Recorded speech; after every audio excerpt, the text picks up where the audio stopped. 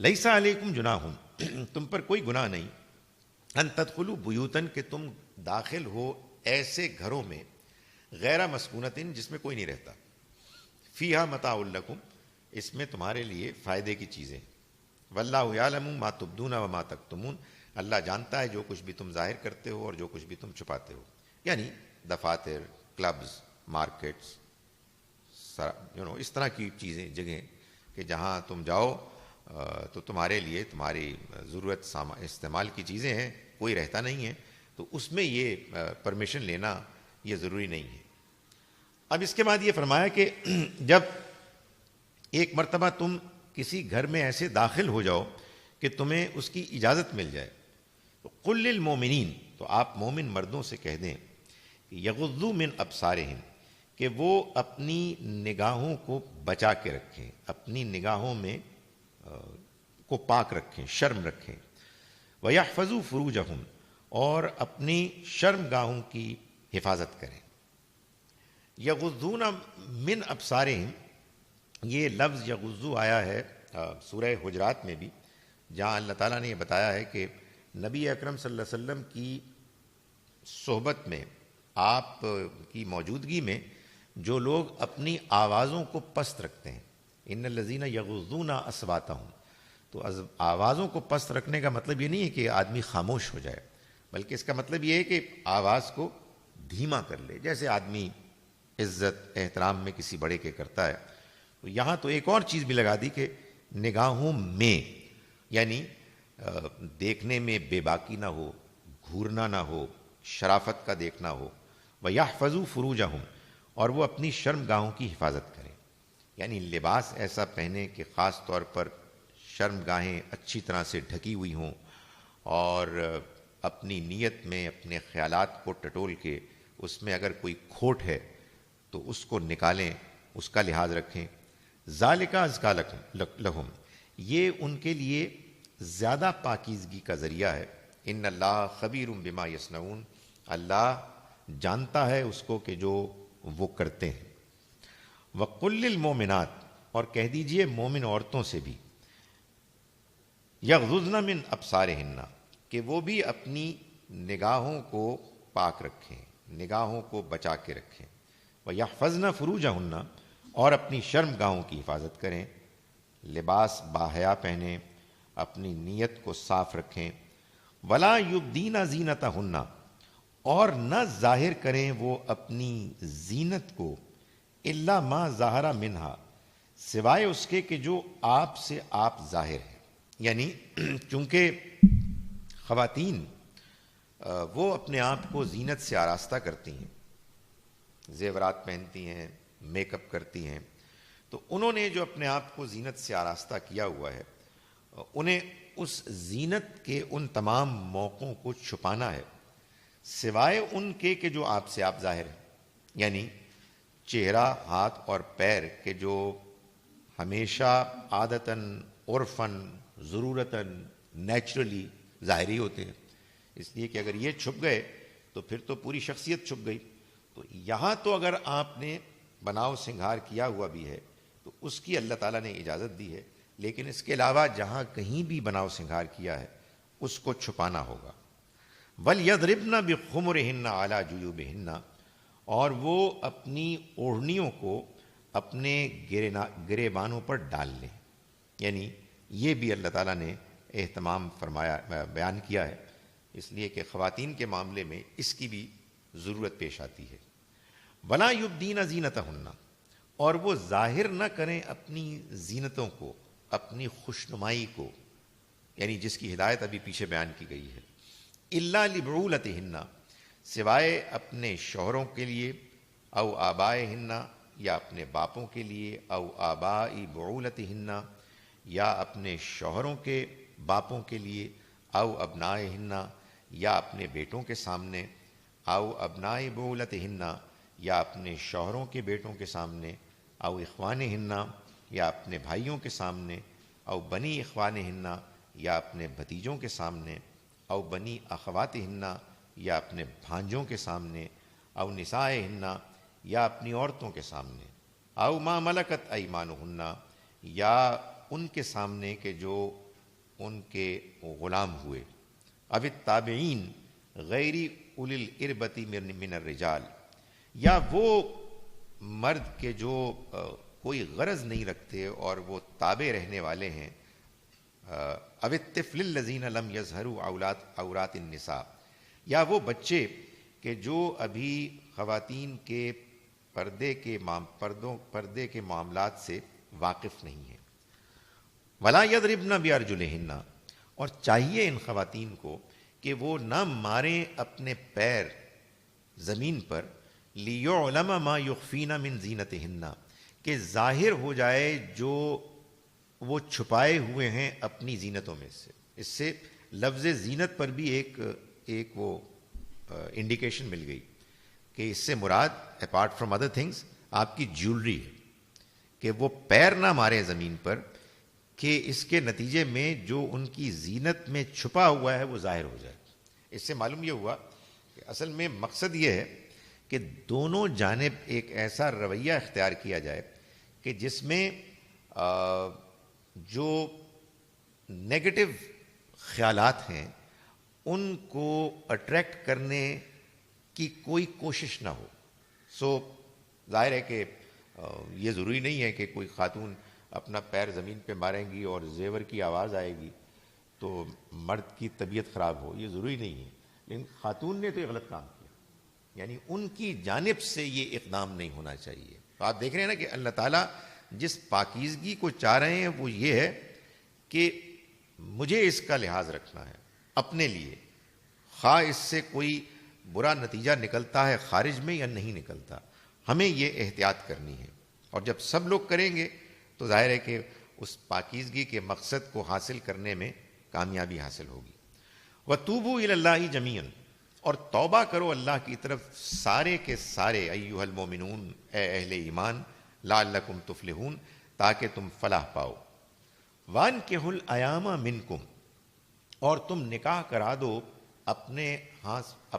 اپنوں میں سے مجرد بے نکاح لوگوں کا، والصالحین من عبادکم و امائکم، اور اپنے غلاموں اور اپنی لونڈیوں میں سے جو نیک ہیں، جو ٹھیک ہیں، یعنی اس قابل ہیں کہ ان کی شادیاں کرائی جا سکیں۔ یہ ان اقدامات میں سے ہے کہ جو اللہ تعالیٰ نے غلاموں اور لونڈیوں کو ان کے لوور سٹیٹس سے اٹھانے کے لیے کیے۔ ان یکونوا فقراء، اگر وہ ہوئے فقیر، تنگ دست، یغنہم اللہ من فضلہ، تو اللہ ان کو اپنے فضل سے غنی کر دے گا، ان کی وسعت، ان کی آمدنی میں اضافہ کرے گا۔ واللہ واسع علیم، اللہ وسعت والا ہے، علم والا ہے۔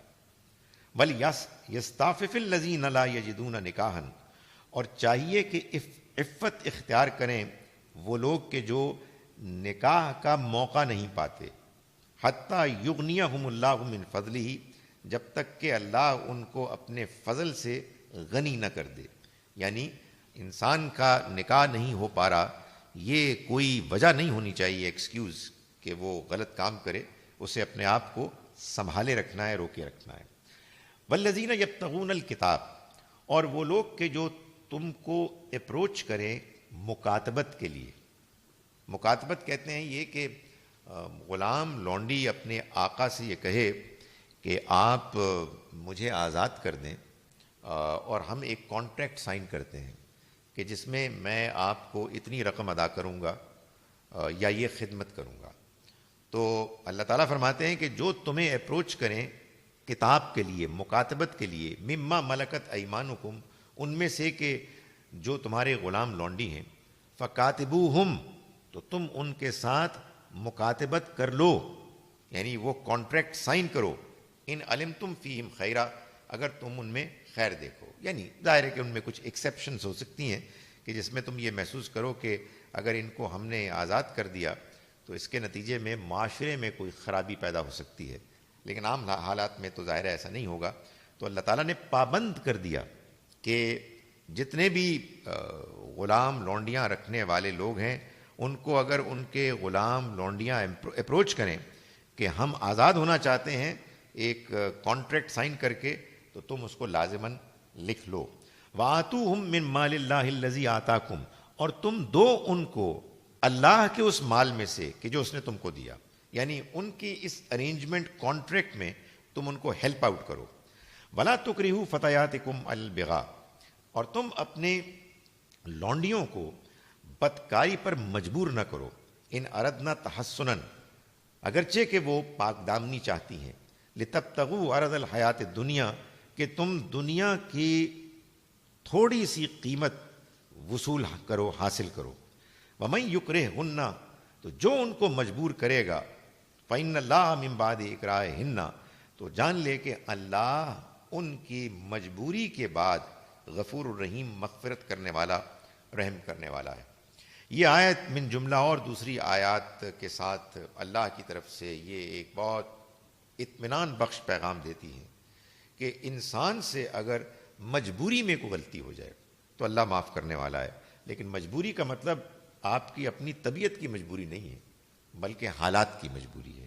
کہ بعض اوقات حالات ایسے ہو جاتے ہیں کہ انسان تمام تر کوشش کے باوجود ریلکٹنٹلی کسی غلط کام میں مبتلا ہو جاتا ہے. اس کی ریلکٹنس، اس کی اندر کی کراہت اس کو روکتی ہے، لیکن اس کے باوجود وہ حالات سے مجبور ہو جاتا ہے.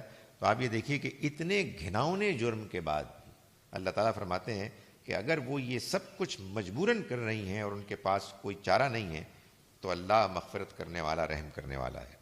وَلَقَدْ أَنزَلْنَا إِلَيْكُمْ آيَاتٍ مُبَيِّنَاتٍ، اور ہم نے نازل کی تمہاری طرف آیات واضح. مثلاً من الذین خلو من قبلکم، اور مثال ان لوگوں کی کہ جو گزرے تم سے پہلے. وموعظۃ للمتقین، اور نصیحت متقیوں کے لیے.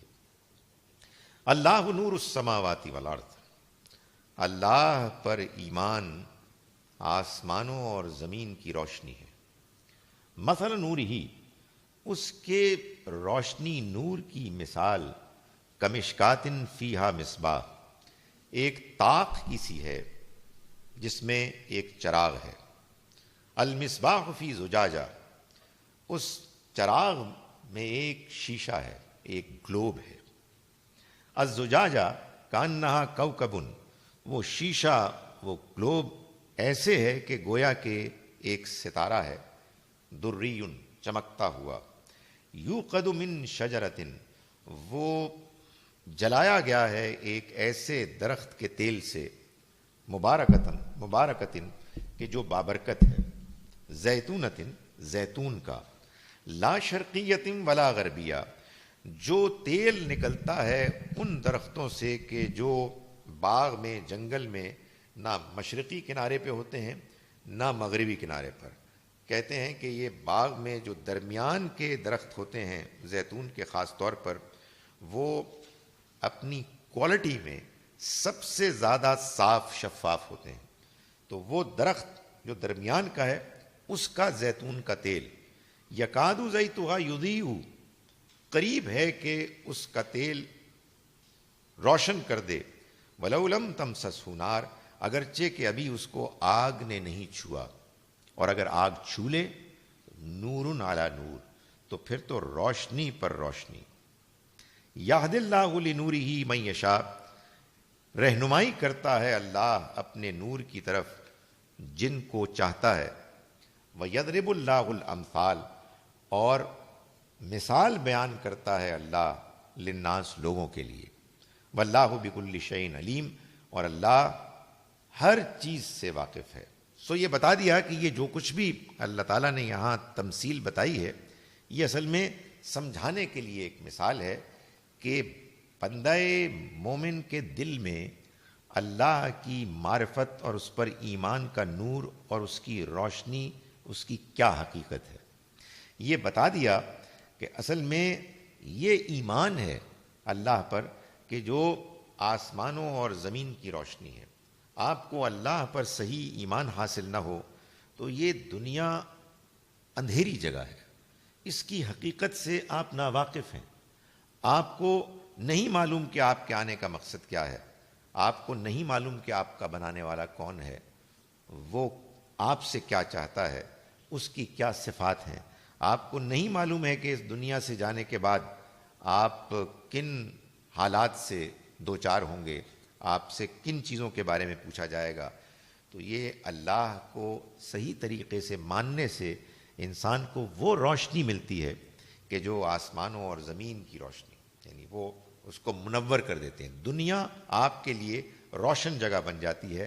آپ بالکل کلیئرلی آنکھیں کھول کے اپنے مستقبل کو جانتے ہوئے آپ اپنی زندگی کو گزارتے ہیں، اور یہ روشنی انسان کے دل میں ہے. یہاں وہ روشنی پیدا ہوتی ہے تو اس کی مثال اللہ تعالیٰ نے دی اور یہ بتایا کہ یہ ایک چراغ کی مانند ہے، اور یہ معلوم ہوتا ہے کہ اس میں ایک شیشہ ہے، گلوب، اور وہ چراغ جلتا ہے تیل سے. وہ تیل در حقیقت اس مثال میں انسان کی فطرت ہے. وہ تیل اگر اتنا صاف ہو جیسے کہ اس درخت کا ہوتا ہے کہ جو بالکل درمیان میں ہوتا ہے، یعنی جو دنیا کی برائیوں سے اور اثرات سے اپنے آپ کو محفوظ کیے ہوئے ہے، تو پھر اس تیل کے اندر وہ ایمان پیدا ہوتا ہے. وہ اتنا صاف ہوتا ہے کہ اگر آپ اس کو آگ نہ بھی دکھائیں تو تب بھی وہ گویا کہ بےتاب ہوتا ہے بھڑک اٹھنے کے لیے. لیکن اگر آگ دکھا دی گئی، یعنی اللہ کی وحی آ گئی، تو پھر تو روشنی پر روشنی ہوتی ہے. یعنی ایسے دلوں میں کہ جو اتنے پاک صاف ہوتے ہیں، ان کو جب اللہ کی رہنمائی اور ہدایت کی روشنی آ جاتی ہے تو پھر وہ گویا کہ نور علی نور ہو جاتے ہیں، روشنی پر روشنی پڑ جاتی ہے. اور اللہ اپنی روشنی کی طرف، یعنی اپنے ایمان، اپنی معرفت کی طرف رہنمائی کرتا ہے جن کے بارے میں چاہتا ہے. یعنی اللہ کے ہاں ایک قانون ضابطہ ہے، وہ اپنی مرضی سے ان لوگوں کو اس روشنی کی رہنمائی فرماتا ہے کہ جو اس کے قاعدے، اس کے قانون میں پورا اترتے ہیں. اور اللہ سمجھانے کے لیے مثال بیان کرتا ہے، اور اللہ کو تو ہر چیز معلوم